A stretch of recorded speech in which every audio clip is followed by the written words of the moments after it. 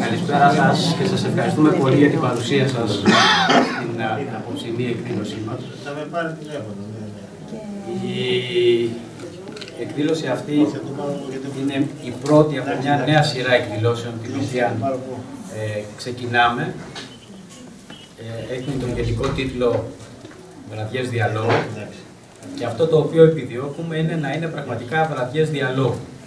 Δηλαδή να είναι μια ανοιχτή συζήτηση μεταξύ σκεπτόμενων ανθρώπων που ο ένας σέβεται τον άλλον, σέβεται την διαφορετική άποψη, προσπαθεί να την κατανοήσει και με έναν ιδιαίτερο τρόπο να πει και να εκφράσει τη δική του άποψη. Σε αυτή τη συζήτηση, σε αυτή την προσπάθειά μας, η οποία είναι η πρώτη φορά που την οργανώνουμε και γι' αυτό θέλουμε την κατανόησή σας για τις ατέλειες, τις οργανωτικές ίσως που θα συναντήσουμε ή τα σφάλματα τα οποία μπορεί να γίνουν στην πορεία τους. Αυτή η συζήτηση όμως θα έχει κανόνες. Δεν θα είναι μια συζήτηση εντελώς άναρχη. Οι κανόνες που έχουμε θεσπίσει και τις οποίες μπορείτε να δείτε και στο σελίδα που έχουμε ανεβάσει για τη σχετική εκδήλωση είναι τρεις. Ο πρώτος λοιπόν κανόνας είναι ότι είμαστε κάθε συμμετέχοντας στη συζήτηση και στην άποψη την οποία αυτός εκφέρει. Δεν τον διακόπτουμε και δεν μιλάμε απαξιωτικά για κάποιον. Ούτε βέβαια και για αυτά τα οποία λέει. Ο δεύτερος κανόνας είναι ότι δεν μονοπολούμε τον χρόνο της συζήτησης και επιτρέπουμε σε όλους να εκφράσουν την άποψή τους με αυτόν τον τρόπο. Σκοπός μας είναι δυνατόν να μιλήσουν όλοι και να πούν την άποψή τους για αυτό το θέμα. Γιατί η γνώση, η άποψη και η σκέψη του καθενός έχει αξία και σημασία για όλους μας. Και η τρίτη ως κανόνας είναι ότι ακούμε με προσοχή τον εκάστοτε μιλητή και έχουμε στόχο όχι να βρούμε επιχειρήματα ώστε να αντικρούσουμε την άποψή του, αλλά να την κατανοήσουμε και να δούμε τα θετικά στοιχεία τα οποία μπορεί ενδεχομένως να κάνουν για την δική μας θέση και την δική μας άποψη. Το θέμα της απόψινής βραδιάς είναι η ευθανασία. Και μάλιστα η ευθανασία μέσα από ένα δίλημμα. Αν η ευθανασία είναι μια πράξη η οποία αποτελεί ανθρωπιστική, έχει ανθρωπιστικά χαρακτηριστικά, ή είναι μια ποινικά κολάσιμη και κατά συνέπεια εγκληματική ενέργεια. Ο όρος ευθανασία δημιουργήθηκε από τον Άγγλο φιλόσοφο Francis Bacon, ο οποίος έγραψε ότι το έργο της ιατρικής είναι η αποκατάσταση της ησυχίας και η καταπράινση των πόνων, όχι μόνο όταν η καταπράινση αυτή μπορεί να οδηγήσει στη θεραπεία, αλλά και όταν μπορεί να εξασφαλίσει ένα εύκολο και επικίνδυνο θάνατο. Αυτή ήταν η πρώτη αναφορά που υπάρχει όσον αφορά την έννοια της ευθανασίας. Όσο αναπτύχθηκαν οι απόψεις και οι σκέψεις και οι θεωρίες για τα ατομικά δικαιώματα, τόσο και περισσότερο το θέμα της ευθανασίας άρχισε να γίνεται και πιο κυρίαρχο. Σήμερα μάλιστα έχει πάρει και ιδιαίτερα έντονα χαρακτηριστικά. Κορυφώνεται με ένα ηθικό ερώτημα. Εάν κάποιος ασθενής, ο οποίος έχει ένα χρόνιο νόστιμο, θέλει να πεθάνει, του επιτρέπεται να δεχτεί βοήθεια για αυτή του την αίτηση. Για την αίτηση δηλαδή να πεθάνει.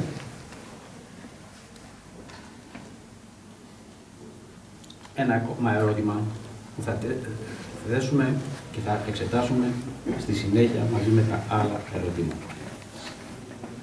Δίνουμε και έναν ορισμό για να μπορούμε κάπως να συζητάμε πάνω σε κάποια βάση, χωρίς όμως να σημαίνει ότι αυτός ο ορισμός είναι και ο μοναδικός ορισμός. Ο ορισμός λοιπόν είναι ότι η ευθανασία είναι ένας ήρεμος και αξιοπρεπής θάνατος του ανθρώπου.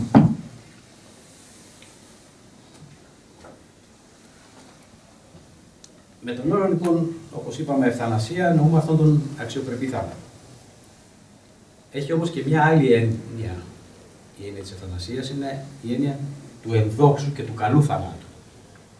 Αλλά σε αυτήν την έννοια θα περιοριστούμε όσο το δυνατόν λιγότερο. Θα περάσουμε περισσότερο και θα συζητήσουμε την έννοια την προηγούμενη. Πληροφοριακά τώρα, ίσως εδώ οι προσκεκλημένοι μας να είναι πιο αναλυτικές σε αυτό. Υπάρχουν 3 είδη αθανασίας, σύμφωνα με την βιοηθική. Η εκούσια ευθανασία, το άτομο στην εκούσια ευθανασία διατυπώνει ρητά τη θέλησή του για τον τερματισμό της ζωής του. Αυτή είναι η πιο καθαρή μορφή ευθανασίας. Η μη εκούσια ευθανασία είναι όταν το άτομο δεν είναι σε θέση να υποστηρίξει την απόφαση για ευθανασία και για τον λόγο αυτό είναι αμφίβολη η γνώμη του. Και η ακούσια ευθανασία, όταν ο ασθενής εκφράζει κάποια στιγμή στο παρελθόν την επιθυμία, είναι πάρα πολύ μεγάλο, έχει αποτελέσει εστία διαμάχης φιλοσοφικής, ηθικής, επιστημονικής τα τελευταία χρόνια. Και το κυρίαρχο χαρακτηριστικό του είναι ότι είναι ένα θέμα προσωπικό. Την απόφαση που θα πάρει κάποιος από εμάς ή την θέση που θα εκφράσει είναι μια θέση που εκφράζει τον ίδιο. Δεν μπορεί να εκφράσει σε καμία περίπτωση κάποιον άλλον. Και πολύ περισσότερο δεν μπορεί να γίνει ποτέ γενικός κανόνας.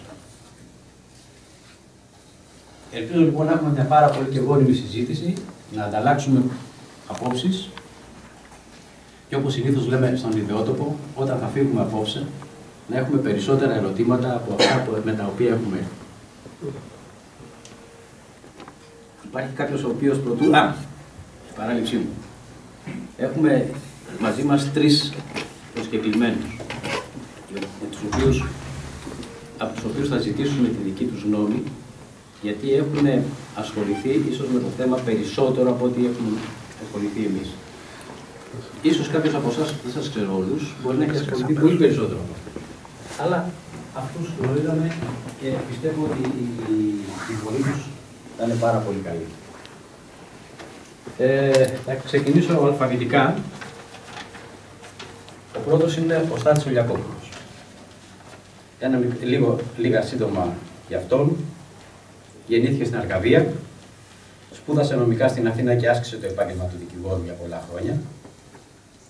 Παράλληλα επιδόθηκε στη μελέτη αλλά και στην προσπάθεια αναβίωσης ορισμένων εσωτερικών συστημάτων της Δύσης, ανήκοντας στην ιεραρχία τους, την οποία υπερεύει, ενδιαφερόμενος για την ουσιαστική τους μελέτη και τη συμβολή τους στο ιστορικό γίγνεσθε. Τελικά όμως τον απέσπασε ο βουδισμός, και ειδικότερα ο θηβετιανικός βουδισμός του αδαμάντινου οχήματος, τον οποίον έχει αφιερωθεί και τον οποίον υπηρετεί τα τελευταία χρόνια. Ο Γιώργος ο Μπούτλας είναι γιατρός. Έχει ειδίκευση στην ορθοπαιδική και εργάζεται σαν ορθοπαιδικός χειρουργός από το 1992. Παράλληλη ενασχόλησή του με τη φιλοσοφία, με μεταπτυχιακές σπουδές στο τμήμα Μεθοδολογίας Ιστορίας και Θεωρίας των Επιστημών, στο πρόγραμμα Ιστορία και Φιλοσοφία των Επιστημών και της Τεχνολογίας και με ιδιαίτερο ενδιαφέρον τη φιλοσοφία της πράξης. Δικαστική δραστηριότητα έχει με εκθέσεις και εικονογραφήσεις βιβλίων, λογοτεχνική δραστηριότητα με την έκδοση συλλογής διηγημάτων με τον τίτλο «Το διπλανό σκοτάδι» και με δική του εικονογράφηση. Αρθρογραφεί σε μια διαδικτυακή εφημερίδα, την globalview.gr, και αυτό τον καιρό συγγράφει τη διδακτορική του διατριβή με θέμα την βιοειθική και πιο συγκεκριμένα το θέμα της συνένεσης.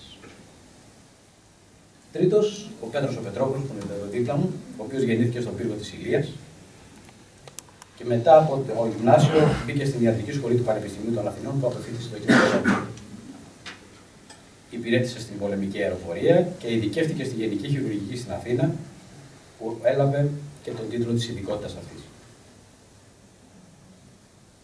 Υπηρέτησε περίπου 5 έτη στο Εθνικό Σύστημα Υγείας της Αγγλίας, με ειδικότητα ως επιμελητής χειρουργός, και κατά τη διάρκεια των ετών αυτών ασχολήθηκε με την αγκιοχειρουργική, που πήρε και αυτόν τον τίτλο όταν επέστρεψε στην Ελλάδα και την ασκεί πλέον ως ελεύθερος επαγγελματίας. Δίδασκε στα ΤΕΗ της Αθήνας, στη Σχολή Επιστημών Υγείας και Πρόνοιας, ως μόνιμος καθηγητής. Στη θητεία του στην Αγγλία ήρθε σε επαφή με το φαινόμενο και το αντικείμενο της ευθανασίας, ενώ ιδιαίτερα ενδιαφέροντά του αποτελούν η πρακτική φιλοσοφία και η αυτογνωσία. Αυτοί είναι οι τρεις μας προσκεκλημένοι και περιμένω σιγά σιγά από εσάς να δω ποιος κύριος ή ποια κυρία θα ζητήσει να πάρει τον λόγο και να μιλήσει για αυτό το θέμα.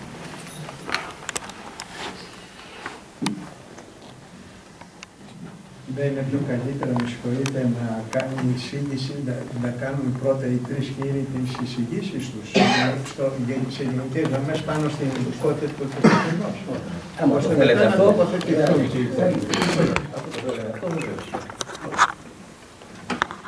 να ξεκινήσω πρώτος. Να ξεκινήσω. Επειδή έχω κάτι έτοιμο. Λοιπόν, διαχρονικά η ευθανασία είναι ένα πολυσυζητημένο ηθικό δίλημα. Τα πιο πολυσυζητημένο.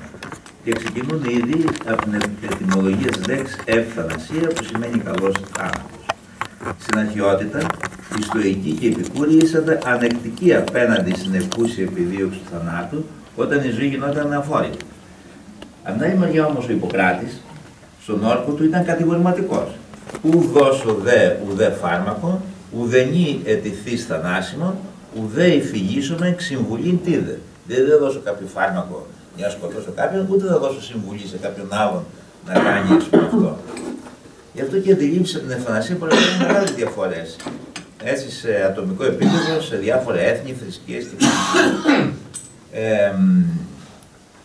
από τη μια μεριά υπάρχει αναγνώριση του δικαιώματος του ατόμου να επιλέγει ανάμεσα σε μια ζωή γεμάτη πόνο και τον ειρηνικό θάνατο την άλλη, η πεποίθηση ότι η ευθανασία δεν διαφέρει ουσιαστικά από την αυτοκτονία ή τον φόνο. Έχουν κάποια παραδείγματα. Εμείς στην Αμερική παλιά υπήρξε ένας γιατρός, ο Κερβόκιαν, ο οποίος ομολόγησε ότι είχε βοηθήσει σε ευθανασία 100 άτομα και έγινε σάλος στην Αμερική. Βέβαια αυτός, επειδή τα κατάφερνε επικοινωνιακά, έστρεψε την κοινή γνώμη υπέρ του.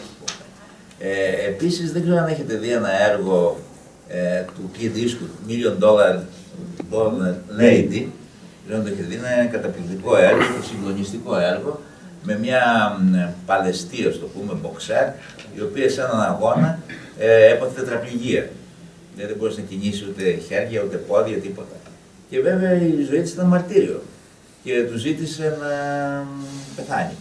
Και εκεί γίνεται όλη αυτή η συζήτηση, αν πρέπει, δεν πρέπει κλπ. Και τελικά πήγε μυστικά ο πρωταγωνιστής και της έδωσε κάτι και πέθανε. Και έτσι καλούμεθα τώρα να απαντήσουμε σε ένα δίλημμα. Τι είναι το σωστό. Και αυτό είναι ένα μεγάλο δίλημμα. Διαφορετικά δεν θα υπήρχε δίλημμα. Εγώ θα έλεγα να σταματήσω εδώ και μετά θα ξαναπώ κάτι.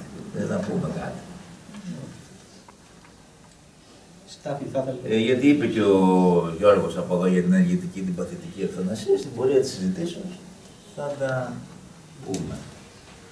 Θα θέλεις να πεις κάτι.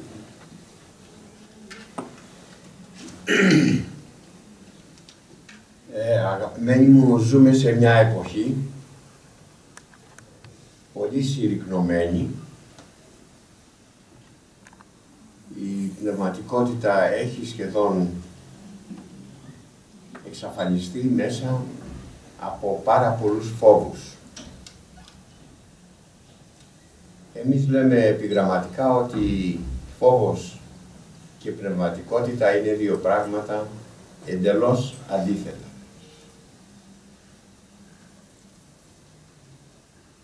Η διαδικασία του θανάτου είναι κάτι που είπε ο Σωκράτης, ότι οι ορθώς φιλοσοφούντος πρέπει να μελετούν το θάνατο. Και ο ίδιος το απέδειξε με την πολύ γαλήνια στάση με την οποία αντιμετώπισε την εκτέλεσή του. Και αξίζει να παρακολουθήσετε και να δείτε το σκηνικό μέσα στο οποίο εκτελέστηκε ο Σωκράτης. ο δεσμοφύλακας δεν είχε την όψη του εκτελεστού που ζούμε σήμερα, αλλά συμπαρίστατο, συνεβούλευσε και καθοδήγησε τον Σωκράτη πώς με τον καλύτερο τρόπο θα απέλθει από αυτό. Ο θάνατος επομένως είναι ένα θέμα το οποίο δεν τολμούμε στην εποχή μας να το δούμε κατάματα. Έχω γράψει ένα βιβλίο, οι εκδόσεις Τετρακτής το κυκλοφορούν, το φωτεινό καλλιδοσκόπιο του θανάτου. Αναφέρομαι στις εμπειρίες του ελληνικού λαού και σε 2-3 γενιές πίσω από μας, όπου οι άνθρωποι ζούσαν ένα πολύ πιο φυσικό τρόπο, είχαν επαφή με τα στοιχεία, με την καθημερινότητα και μέσα από την ηρεμία με την οποία αντιμετώπιζαν τη ζωή, προαισθάνονταν το θάνατο. 2 και 3 χρόνια πριν. Αναφέρω παραδείγματα εκεί. Και εδίδει επομένως με ηρεμία ο χρόνος να τακτοποιήσουν όλες τις υποχρεώσεις τους, να επισκεφθούν και σε μακρινά μέρη ορισμένους ανθρώπους με τους οποίους είχαν μια διαφορά, να την επιλύσουν, να συγχωρεθούν και όταν πλησίαζε η ώρα του θανάτου τους, καθήμενοι, αγαπημένοι μου, έφευγαν.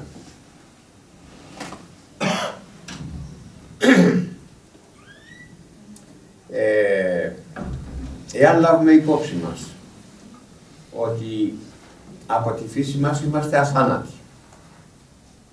Ο μεγάλος Παρμενίδης από την Ελαία, από τη Μεγάλη Ελλάδα, που δεν είχε 50 πόλεις, ενώ εδώ στην Ηπειρωτική Ελλάδα είχαμε την Αθήνα, τη Σπάρτη και τη Θήβα, εκεί είχαμε 50 πόλεις. Ελαία λοιπόν με έψιλον. Έλεγε ό,τι υπάρχει είναι αδύνατο να ξευπάρξει και ό,τι δεν υπάρχει δεν μπορεί να αναφανεί. Επομένως, από τη στιγμή κατά την οποία έχουμε υιοθετήσει την αντίληψη ότι η ύπαρξή μας κινείται σε αιώνια τροχιά, ο θάνατος και ο φόβος του θανάτου δεν είναι τίποτε άλλο παρά ο φόβος της προσαρμογής σε ένα επόμενο επίπεδο από το οποίο θα περάσουμε. Εγώ λέω χαρακτηριστικά είναι σαν να δένουν τα μάτια σε κάποιον, τον βάζουν σε ένα αεροπλάνο, του φορούν ένα αλεξίπτωτο και τον πετάνε πάνω από την Κίνα. Πέφτει ο άνθρωπος λοιπόν κάτω, βρίσκεται σε ένα διαφορετικό κλίμα, διαφορετική είναι το περιβάλλον, όταν πλησιάζει σε έναν τόπο κατοικήσιμο, οι άνθρωποι έχουν διαφορετικά ήθη, έθιμα, γλώσσα και συμπεριφορά. Η προσαρμογή του λοιπόν είναι ο φόβος τον οποίο έχουμε του θανάτου. Ο θάνατος είναι μία διαδρομή. Φανταστείτε μία ταινία όπως είναι αυτές στο αεροδρόμιο και από ζωή σε ζωή ανεβαίνουμε ή κατεβαίνουμε και ζούμε τις συνέπειες του κάρμα. Θα πούμε ενδεχομένως μετά λίγα.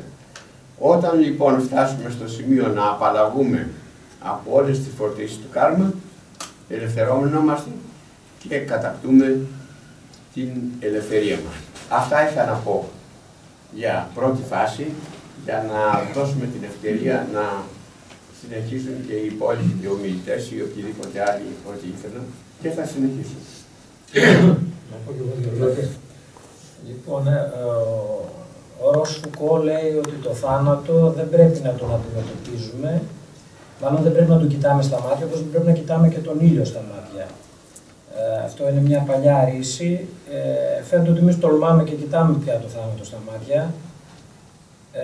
Υπάρχει βέβαια όλη αυτή η μεταφυσική του φόβου του θανάτου και η μεταφυσική του ίδιου του θανάτου, που πέρα από τις θρησκευτικές δοξασίες, οι κοσμικοί, οι άνθρωποι που δεν καλύπτονται κάποια θρησκευτική πίστη, δεν μπορούν να μιλήσουν με σιγουριά για τη φύση του θανάτου.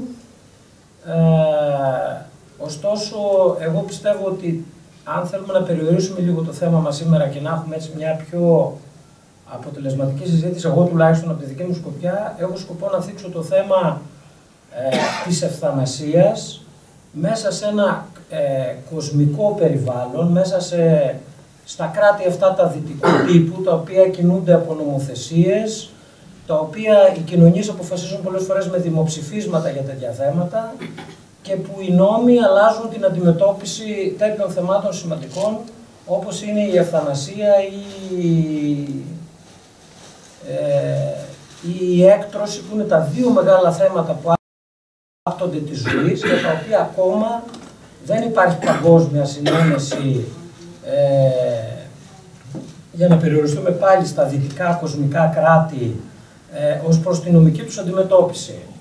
Εγώ θα έλεγα το θέμα της ευθανασίας μπήκε σαν ζήτημα στην ιατρική από τότε που ξεκίνησε και η βιοειθική. Η βιοειθική ξεκινάει μετά την αποκάλυψη της τραγωδίας που συνέβη στα στρατόπεδα συγκεντρώσεως του Δευτέρου Παγκοσμίου Πολέμου. Τότε γεννήθηκε η ανάγκη της βιοειθικής. Γίνανε με το δικαστήριο που καταδικαστήκαν σαν εγκληματίες πολέμου οι γιατροί που κάναν τα πειράματα στους κρατουμένους των στρατοπέδων συγκεντρώσεως. Βγήκαν οι πρώτες αρχές της βιοειθικής, δηλαδή η νομολογία αυτή είναι οι πρώτες αρχές της βιοειθικής. Είναι 10 αρχές, τις οποίες ακόμα έχουμε, παίζουν κάθε φορά σε διάφορες κώδικες, γίνονται πιο πολλές, πιο λίγες κτλ. Θα έλεγα ότι η ευθανασία βγαίνει στο προσκήνιο από τη στιγμή που η ιατρική ξεφεύγει από το ιπποκρατικό οφελέιν και ή μη βλάπτην, που είναι αυτό που λέει το Πέτρος για τον Ιπποκράτο έργο, το λέει χαρακτηριστικά ότι δεν θα δώσω ποτέ φάρμακο κτλ. Με την νεωτερικότητα τώρα αυτή της ιατρικής που έρχεται μετά την καθιέρωση των νόμων της βιοειθικής, έχουμε στο προσκήνιο πολύ πιο σημαντικά την αυτονομία. Δηλαδή έρχεται η αυτονομία να γίνει η πρώτη σεβαστή αρχή της ιατρικής, πολύ περισσότερο από την ωφέλεια του αρρώστου. Δηλαδή ο γιατρός με τον άρρωστο κάνουν μία σχέση που ο γιατρός οφείλει πρώτα να σεβαστεί ότι έχει απέναντί του ένα αυτόνομο όν που συναποφασίζει για τη μοίρα του, είναι κυρίαρχο για τη μοίρα του και ο γιατρός είναι απλώς ένας ευεργέτης, ένας βοηθός που συναποφασίζει με τον ασθενή για τη μοίρα του και για το τι πρόκειται να κάνει πάνω στο σώμα του. Ο γιατρός δεν είναι πια ο κυρίαρχος, ο απόλυτος που έχει μπροστά ένα σώμα και το ανοίγει και το κάνει ό,τι θέλει και το χειρουργεί κτλ. Ζητάει τη γνώμη του αρρώστου και υπάρχουν κανόνες πια διεθνείς που πρέπει να ζητάς τη συνένεση του αρρώστου για να χειρουργήσεις, τη συνένεση του αρρώστου για να του κάνεις κάποιες θεραπείες ειδικές, τη συνένεση του αρρώστου για να συνεχίσει να του κάνεις θεραπείες όταν είναι σε κόμμα ή κτλ. Πρέπει να έχει συνένεση από κάποιο άτομο που έχει την επιμέλεια του ατόμου αυτού. Άρα λοιπόν ερχόμαστε στο θέμα εδώ τώρα πια της ευθανασίας με ένα πρόταγμα της αυτονομίας του ατόμου και δευτερευόντως βέβαια και πολύ σημαντικό την ωφέλεια την ιπποκρατική, δηλαδή θες να ωφελείς τον άρρωστό σου, αλλά και την μη βλάβη. Μία τρίτη αρχή της βιοειθικής είναι η μη βλάβη. Μέσα στη μη βλάβη είναι το ζήτημα της ευθανασίας, γιατί μπαίνει το θέμα, ας πούμε, όσο και αν ακούγεται περίεργα φιλοσοφικά, είναι το να σκοτώσεις κάποιον βλάβη. Δηλαδή όταν σε κάποιον δώσεις μία θανατηφόρα ένεση γιατί ο ίδιος ενσυνείδητα και εν πλήρη συνειδήση το έχει ζητήσει και έχει εγκριθεί από το κράτος, όταν εσύ σαν γιατρός του δίνεις τη θανατηφόρα ένεση και τον σκοτώνεις ουσιαστικά, τον βλάπτεις ή δράς προς το καλύτερο δυνατό συμφέρον του. Διότι υπάρχουν περιπτώσεις που κρίνεται από τον νόμο ότι ο θάνατος είναι το καλύτερο δυνατό συμφέρον του αρρώστου, γιατί ο άρρωστος είναι μια οντότητα που έχει αξιοπρέπεια, που έχει κάποιες προσδοκίες από τη ζωή του και όταν έχουν ματαιωθεί όλες αυτές οι προσδοκίες του, όταν αυτός ζει σε ένα διαρκή πόνο και αγωνία και με μόνη προοπτική τον θάνατο ο οποίος επίκειται, θεωρεί ότι ο ίδιος ενσυνείδητο ότι το καλύτερό του συμφέρον είναι ο θάνατος και η γαλήνη και το σταμάτημα αυτού του επώδυνου βίου από εκεί και πέρα.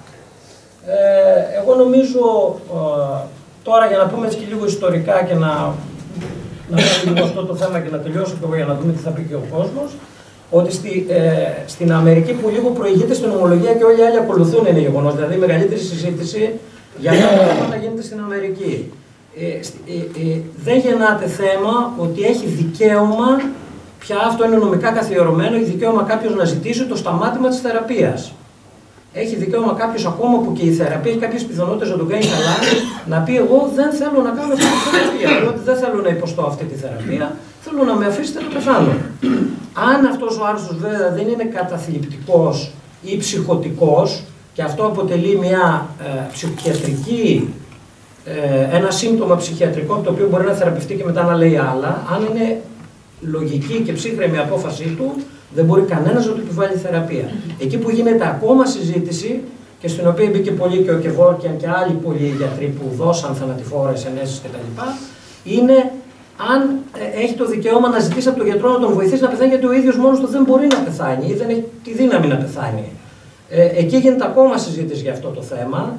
Προηγείται σε αυτό μια πολύ πρωτοποριακή νομοθεσία της πολιτείας, η νομοθεσία Oregon που λέγεται, στην οποία τι γίνεται, ο γιατρός γράφει ένα θανατηφόρο φάρμακο μετά από αίτημα αρρώστου που συμπληρώνει μια ειδική φόρμα και αφού έχει αξιολογηθεί και από ψυχίατρο, του γράφει τη συνταγή για αυτό το φάρμακο. Και του λέει: δεν θέλω να ξέρω τι θα κάνεις, η απόφαση είναι δική σου. Δηλαδή απλώς τον διευκολύνει να έχει το μέσον.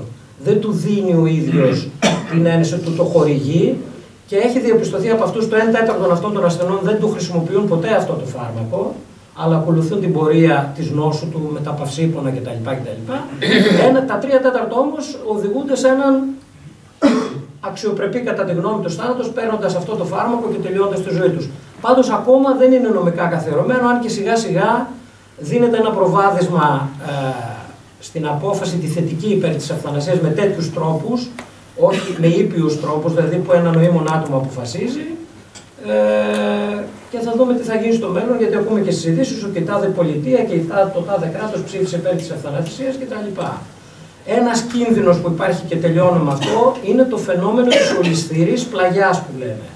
Αυτό φοβόμαστε όλοι και αυτό φοβάμαι και εγώ, ομολογώ, και είναι κάτι που πρέπει να λάβουμε πολύ σοβαρά υπόψη μας. Το φαινόμενο της ολισθηρής πλαγιάς τι λέει? Μία πέτρα, άμα τη ρίξει σε μία ολισθηρή πλαγιά, όσο κυλάει επιταχύνεται. Φοβόμαστε λοιπόν ότι με την έναρξη της νομοθεσίας της ευθανασίας θα συμβούν πράγματα με γεωμετρική πρόοδο που θα θέλαμε τώρα να αποφύγουμε και που δεν θα φαίνονται εξ αρχής, που θα είναι η ευκολία με την οποία αντιμετωπίζει το κοινό το θάνατο, η απαξίωση ουσιαστικά της διαδικασίας του θανάτου, θα γίνει κάτι πολύ εύκολο σιγά σιγά με τα χρόνια. Η υπέρβαση του νόμου, όπως κάνουμε υπέρβαση της φορολογικής νομοθεσίας, εύκολα θα δίνεις κάτι στον γιατρό για να σκοτώσει τη μάνα σου επειδή έχεις βαρεθεί να την έχεις στο γεροκομείο, ξέρω εγώ, 50 χρόνια κτλ. Όλα αυτά φοβόμαστε και γι' αυτό πρέπει να είναι πολύ προσεκτική νομοθεσία που θα γίνει για αυτά τα θέματα. Μας δρώσεις.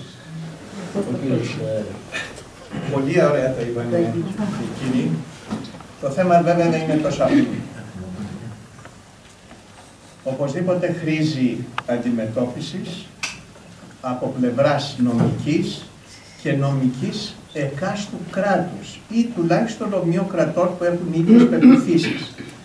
Γιατί εδώ μπαίνουν πολλά θέματα.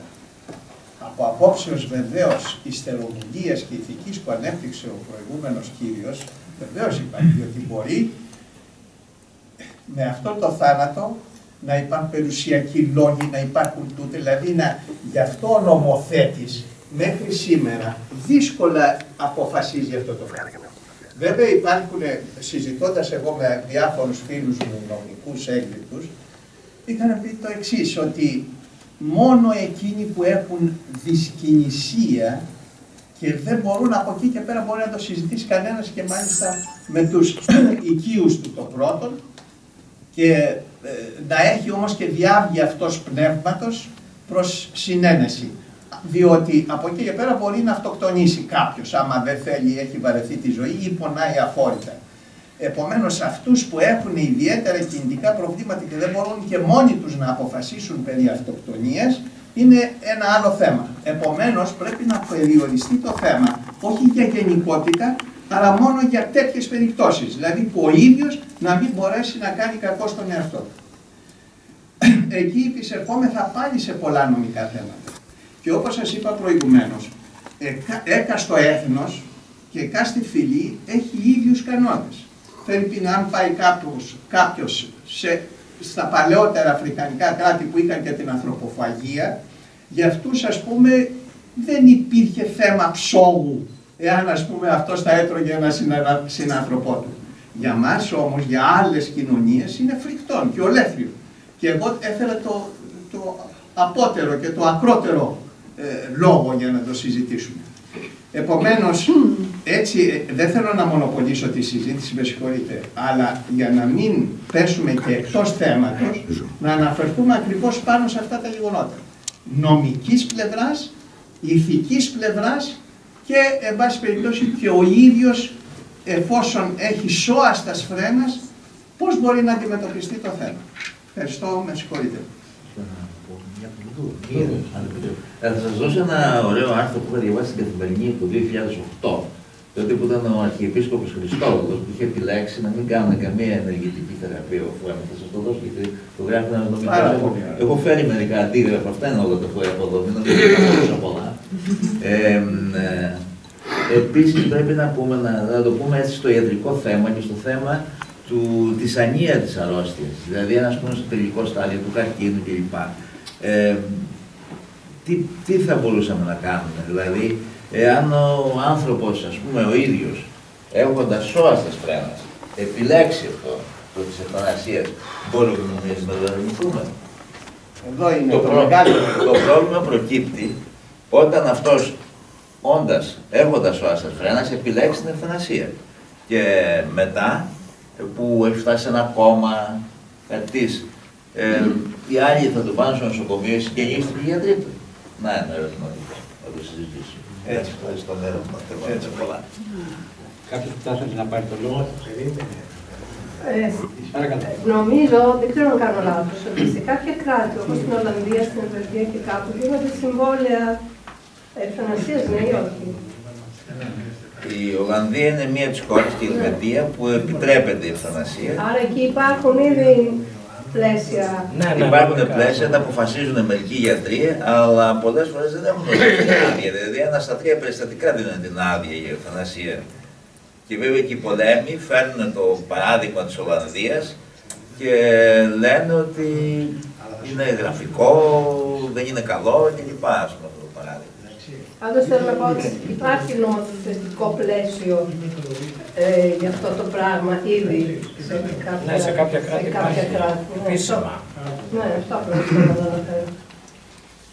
Γι' αυτό με συγχωρείτε, ξεχώρισα στο ότι τα ήθη και έθιμα εκάστου κράτους, ας το πούμε, για να μην πούμε φύσης. Έτσι, εκεί είναι το θέμα. Είναι αποδεκτό. Ποια είναι η κοινή σας? Ευχαριστώ, κύριε Κωστόπουλο. Εγώ θα ήθελα να θέσω το θέμα λίγο διαφορετικά. Καταρχήν, γιατί να απαγορεύεται να φεύγει ο άνθρωπος με αξιοπρέπεια. Το πρόβλημα της ευθανασίας. Ο γιατρός θα μας πει, είναι πολλοί άνθρωποι που υποφέρουν από θέματα καρκίνου, από πολλές ασθένειες κλπ. Το οποίο όμως ταλαιπωρούν γύρω του και κόσμο. Έχεις τη δυνατότητα να τρέχει συνέχεια με έναν ασθενή, με τη μάνα σου, με τον πατέρα σου, με αυτά. Έτσι όπως έχει γίνει η ζωή μας πλέον, έχουμε γίνει πιο πολύ στο να τρέχουμε και να κοιτάμε το μέλλον, παρά να κοιτάμε τον άνθρωπό μας. Νομίζω λοιπόν ότι η ευθανασία θα ήταν ένας πολύ χρήσιμος τρόπος για να φεύγει ένας ασθενής με αξιοπρέπεια. Αυτή είναι η άποψη μου. Και κάτι άλλο έτσι, λόγω του επαγγέλματός μου, δεν θα πω τι επάγγελμα κάνω, να ξέρετε ότι η ημερομηνία γεννήσεώς μας, και αν ψάξετε λίγο μεταξύ σας, όσοι έχετε θανάτους στις οικογένειες σας, θα δείτε ότι είναι κοντά η ημερομηνία γεννήσεως και η ημερομηνία θανάτου. Είναι ένα αρχείο που κρατάω πάρα πολλά χρόνια. Και διαφορά 1 μήνα μπρος, 1 μήνα πίσω.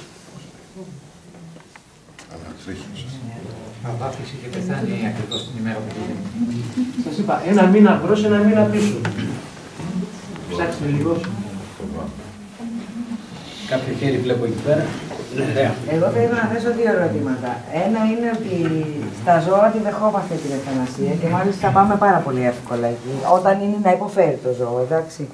Και εκεί και οι κτηνίατροι που και αυτοί οι γιατροί είναι, κατά κάποιον τρόπο, και τα ζώα είναι ένδια. Ζώα σαν και εμάς, ζώα. Ένα κομμάτι είναι αυτό. Το άλλο κομμάτι που εγώ δεν το άκουσα πολύ είναι ότι εάν εγώ ζητήσω ευθανασία, εσείς που θα μου την κάνετε, πώς θα νιώσετε? Γιατί εγώ σκέφτομαι και εσείς σαν άνθρωπος θα με σκοτώσετε. Δηλαδή εσείς πώς θα αντιμετωπίσετε μια τέτοια κατάσταση έξω από τις ηθικές και τα νομικά? Δεν θα είστε, να το βάλω εντός εισαγωγικών, δολοφόνοι? Υπέρ της ευθανασίας είναι. Ένα από τα κριτήρια που θέτονται πια σε αυτούς που κάνουν ευθανασία είναι η μακρά σχέση του, και ο Κεβόρκιαν κυρίως γι' αυτό κατηγορήθηκε, γιατί γνώριζε ανθρώπους και μέσα σε μια εβδομάδα τους έδινε θανατηφόρα ένεση χωρίς να τους ξέρει. Η μακρά σχέση γιατρού με τον άρρωστο, η εμπιστοσύνη του γιατρού στον άρρωστο και η ψυχική συμμετοχή του γιατρού στην νόσο του ασθενούς, φυσικά και ο γιατρός έχει δικαίωμα να το αρνηθεί. Να του πει συμφωνώ ότι χρειάζεσαι αυτό, αλλά εγώ δεν μπορώ να το κάνω. Γιατί ο γιατρός, καταρχάς ο γιατρός μπορεί να έχει θρησκευτικούς περιορισμούς. Ο γιατρός είναι άνθρωπος. Έχει δικαίωμα, ακόμα και όταν είναι υποχρεωτικό από το σύστημα υγείας, να κάνει ευθανασία, γιατί θα είναι πια μια νομική πράξη κανονική, να πει ότι εγώ για λόγους θρησκείας ή για λόγους προσωπικούς δεν δέχομαι να κάνω ευθανασία σε κανέναν, άρα να απευθυνθεί σε κάποιον άλλον. Είναι πάρα πολύ πολύπλοκα αυτά τα θέματα, δεν είναι απλά. Εγώ αυτό το σημείο το θεωρώ πάρα πολύ σημαντικό, γιατί εγώ που αναγκάστηκα να κάνω ευθανασία σε δικό μου ζώο, ανεξάρτητα ότι δεν την έκανα, εγώ δεν είμαι κτηνίατρος, όμως εγώ είχα το πρόβλημα, ποια είμαι εγώ που αποφασίζω τώρα ότι τώρα ήρθε η στιγμή για να μην υποφέρει το ζώο. Μπορώ να πω ότι στο ζώο είναι μεγαλύτερο το ηθικό πρόβλημα, γιατί ο εννοήμων άνθρωπος έχει αποφασίσει ο ίδιος. Το ζώο δεν ξέρεις όταν το πήγες αν έχει αποφασίσει. Το ζώο δεν ξέρει τι είναι ο θάνατος. Το ζώο θα ήθελε να ζήσει ακόμα μέχρι την τελευταία του στιγμή. Δεν το ξέρω αν θα ήθελε. Ναι, δεν ξέρουμε τι σκέφτεται ένα ζώο, δεν μπορούμε να επικοινωνήσουμε με ένα ζώο άμεσα. Τον άνθρωπο όμως μπορούμε να επικοινωνήσουμε και να σου κοιτάξει στα μάτια και να σου πει να είναι φίλος σου. Γιατί έχει συμβεί περιστατικό στην Αμερική που είναι πολιτός φίλος του γιατρού ασθενής. Και του έδωσε τη θανατηφόρα ένεση όταν ακόμα δεν επιτρεπόταν καθόλου. Και του είπε: σε παρακαλώ, σώσε με. Και του το έκανε ο γιατρός, δηλαδή παρέβη τον ιατρικό του όρκο από συμπάθεια προς τον φίλο του γιατί το έκανε. Δεν το έκανε σαν δολοφονία, θέλοντας να τον βοηθήσει. Όμως παρόλα αυτά, όχι, το καταλαβαίνω ότι δεν είναι δολοφονία, αλλά. Είναι μεγάλο πρόβλημα. Εγώ δεν νομίζω θα μπορούσα ποτέ να το κάνω. Αυτό εννοώ. Σαν δηλαδή, να δώσω σε άρρωστο θανατηφόρα δόση. Δεν ξέρω πώς θα καθιερωθεί αυτό, να καθιερωθεί και με άλλο τρόπο, κάπως απρόσωπα, κάπως. Δεν ξέρω τι να πω. Δηλαδή και στην Ελβετία ή και στην Ολλανδία που υπάρχουν αυτοί οι άνθρωποι, που για μένα είναι καλό το ότι υπάρχουν. Όμως από την άλλη πλευρά, πώς. Ίσως και ότι δεν γνωρίζονται καλά. Γιατί αν γνωριζόμαστε καλά, εγώ θεωρώ είναι πολύ πιο δύσκολο. Δεν ξέρω πώς αυτό να απαντήσω. Να πω εγώ κάτι λίγο για να σας βγάλω λίγο από τα διάξοδα. Τι εννοούμε εμείς οι γιατροί, δηλαδή τι πιστεύω εγώ. Προσωπικά δεν θα έδινα καμία δραστική θεραπεία σε έναν άνθρωπο που ήταν καταδικασμένος. Δεν πήγα να του κάνω μια ένεση. Αυτό είναι προσυζήτηση. Δεν θα πήγαινα προσωπικά να του κάνω μια ένεση. Δεν θα του έδινα δραστική θεραπεία γιατί έχουμε ζήσει καρκινοπαθείς και επειδή κάνω μια παρένθεση και λέω εμείς οι Έλληνες δεν έχουμε συμβιβαστεί με δύο θέματα κατά τη γνώμη μου, με το θάνατο και την αρρώστια. Έτσι. Δεν έχουμε συμβαστεί. Άλλοι έχουν συμβαστεί, εμείς δεν έχουμε συμβαστεί, νομίζω η πλειοψηφία. Λοιπόν, και βλέπω εγώ στη δουλειά μου, καλά δεν είναι να ασχολούμαι με τον καρκίνο, αλλά βλέπω ότι υπάρχουν άτομα που γυρίζουν από γιατρό σε γιατρό, οι συγγενείς γυρίζουν τους αρρώστους που είναι σε ένα τελικό στάδιο καρκίνου και δεν τρέπομαι να σας πω, ότι πολλοί συναδελφοί μου το εκμεταλλεύονται αυτό. Έλα να σου κάνω εγχείρηση, σε έναν εγχείρητο καρκίνο ας πούμε, έλα να σου δώσω χημειοθεραπεία, να σε κάνω. Και τι γίνεται, του παρατείνει τη ζωή άντε για 3 μήνες και μετέπειτα πεθαίνει. Φτάνει εκεί. Αυτό εννοώ εγώ σαν ευθανασία, η προσωπική μου άποψη. Και το έχω κάνει πολλές φορές σε ανθρώπους. Μα αυτό γίνεται σιωπηρά και στην Ελλάδα. Δηλαδή, όταν κάποιος είναι. Το έχω ζήσει και εγώ, αλλά όχι μόνο εγώ προσωπικά με δικούς μου, αλλά και άλλοι άνθρωποι. Σιωπηρά λέμε στους γιατρούς, μην τον επαναφέρετε. Ναι, με όποιον τρόπο. Ναι. Είδα ένα χέρι δικό σας ήταν. Εγώ ήθελα να πω, επειδή η κυρία είπε για το σκύλο της, έχω κάνει και εγώ ευθανασία στο σκύλο μου και μπορώ να σας πω ότι νιώθω πάρα πολύ καλά. Την έκανα από αγάπη στο ζώο μου, διότι ήταν στο τελευταίο στάδιο καλαζάρ και το σκυλί είχε αφρίσει ένα μεγάλο σκυλί ροτβάιλερ, ξέρετε, ένα μεγαλοπρεπέστατο ζώο, και το έκανα και αισθάνομαι πάρα πολύ καλά, διότι ήταν μία αναστρέψιμη κατάσταση και πρέπει να έχουμε μερικές φορές και το θάρρος να βλέπουμε το πρόβλημα στα μάτια. Και δεν πρέπει να είμαστε ενοχικοί. Ο σύζυγός μου, ο οποίος ήταν χειρουργός και γιατρός, έλεγε όχι, ποτέ δεν θα το κάνεις, δεν θα το... Και υπέφερε το σκυλί 3 μέρες και εγώ μία μέρα που έφυγε και φυσικά στη δουλειά του, πήρα τον κτηνίατρο που είχα συνεννοηθεί, πήρα αγκαλιά το σκύλο μου και του κάναμε μία ωραία ευθανασία και το σκυλί σταμάτησε να υποφέρει. Πρέπει να απαλλαχθούμε, μερικοί άνθρωποι έχουμε πάρα πολλές ενοχές. Επίσης θέλω να σας πω ότι αντιμετώπισα αυτό όταν σπούδαζα την ψυχολογία, που πήγαμε στο ψυχιατρίο και ήταν σε μια πτέρυγα παιδάκια τα οποία είχαν γεννηθεί από βαριές καταστάσεις ψυχασθενών, σχεδόν φυτά. Ήταν 6-7 τότε.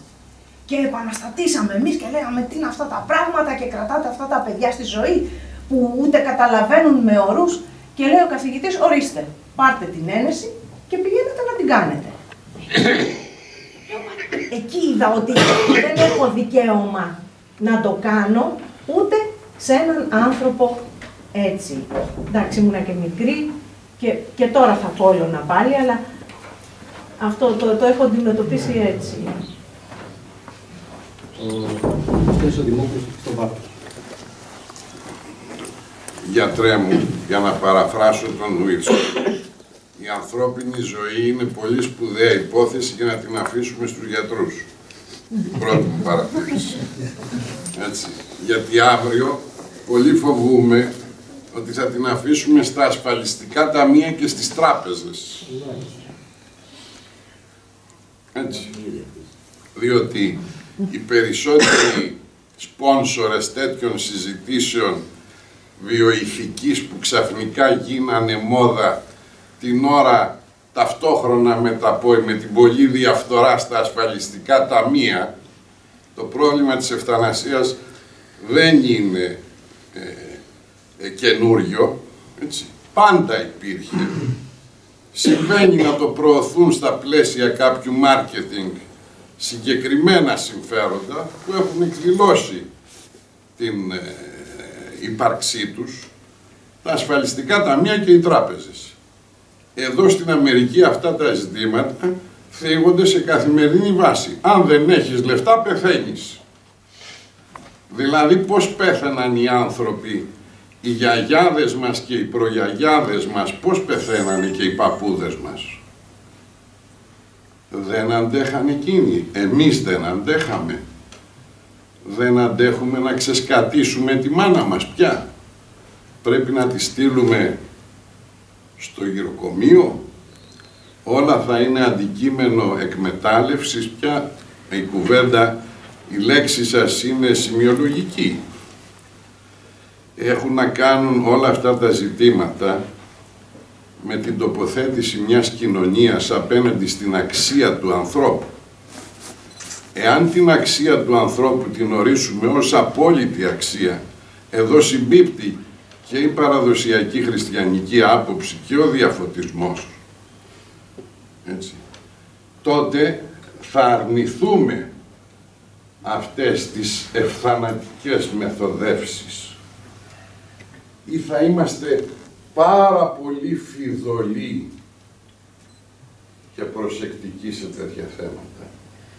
Διότι από τη στιγμή, μην ξεχνάμε ότι ο δρόμος προς την κόλαση της καταπάτησης των αξιών και των δικαιωμάτων πάντα θα είναι στρωμένος με ροδοπέταλα περί αξιοπρέπειας του θανάτου και περί καλού θανάτου.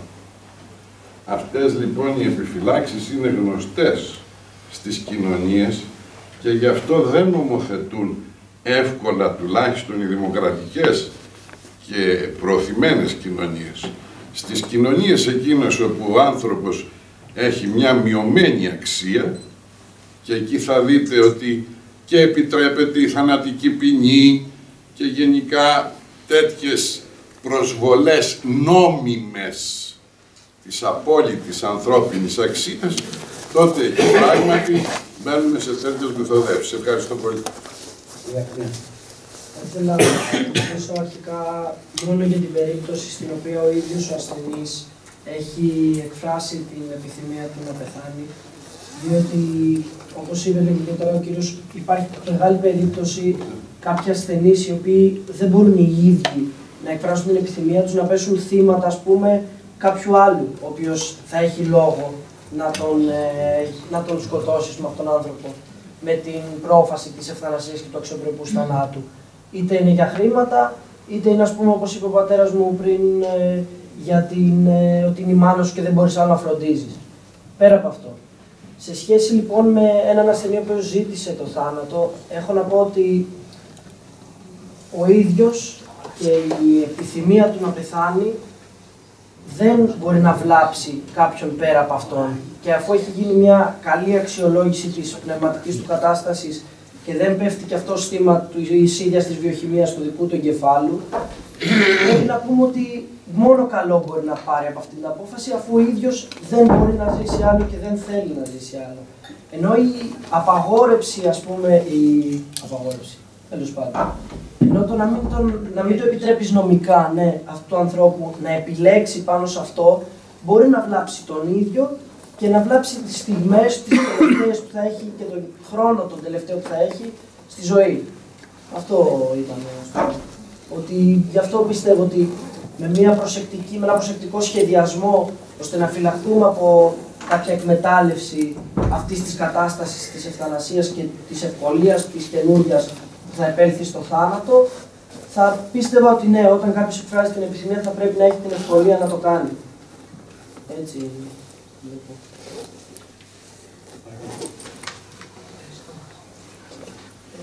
Δεν είμαι σίγουρη αν οι άνθρωποι που επιζητούν την ευθανασία γνωρίζουν τι θέλουν να απαρνηθούν, δηλαδή τη ζωή. Εάν κάποιος γνωρίζει τι είναι η ζωή, είτε η δική του ή των άλλων, και για ποιο λόγο έχει έρθει σε αυτή την κατάσταση, την αφόρητη που θέλει, από την οποία θέλει να απαλλαγεί, τότε ίσως θα είχαν πιο σωστή αντίληψη περί του θέματος.